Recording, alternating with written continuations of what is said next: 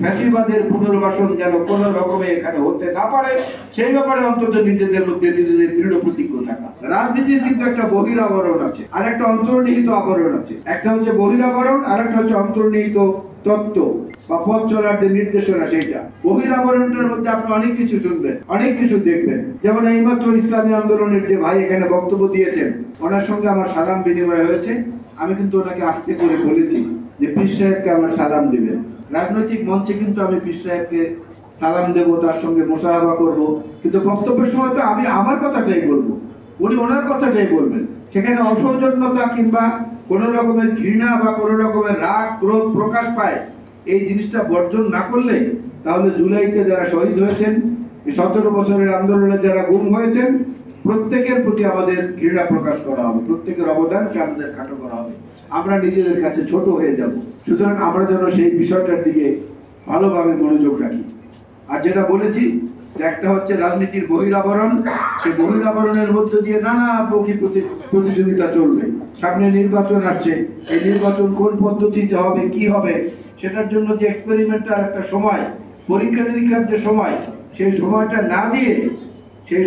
না দিয়ে আগে নির্বাচনের মাধ্যমে একটা কাঠামো তৈরি করা উচিত। সেই কাঠামোগতভাবে যেখানে লেখা থাকবে যে হ্যাঁ, যারাই দায়িত্বে আসুক তারা পরবর্তীতে এই পদ্ধতিগুলো নিয়ে পরীক্ষা নিরীক্ষা করে গ্রহণ করতে পারেন। এরকমটা হলে পরে কিন্তু কুয়াশাটা অনেকাংশে কেটে যায়। ঘুম ধরে বসে থাকলে আমাদের কোনো লাভ হবে না, লাভ হবে দাদাদের আর দিদিদের। যারা ওখানে বসে দাদারা খাবার দাবার দিচ্ছেন আর দিদি কথা বলছেন, সে অবস্থাটা তৈরি হবে। বাংলা ভাষায় কথা বললেই পুশিং করে দেওয়া হচ্ছে। বাংলা ভাষাভাষীদেরকে সুরাট থেকে গ্রেফতার করে, গুজরাট থেকে গ্রেফতার করে, দিল্লি থেকে গ্রেফতার করে এনে বাংলাদেশে জোর করে পাঠিয়ে দেয়, যেটার বিপক্ষে মমতা ব্যানার্জি পর্যন্ত কথা বলছেন, পশ্চিমবঙ্গের মুখ্যমন্ত্রী। অথচ আমাদের মধ্যে অনেকে বলছেন না, বলতে তত্ত্বতে বলছেন। এই জায়গাগুলোতে ঐক্যের দরকার। সবার আগে ঐক্যের দরকার একটা জায়গায়, যেটা আমরা সবাই অনুভব করি কিন্তু আসলে আমরা সেই অনুযায়ী কাজ করি না। সেটা হচ্ছে যে আমাদের মধ্যে মতভিন্নতা এটা থাকবে।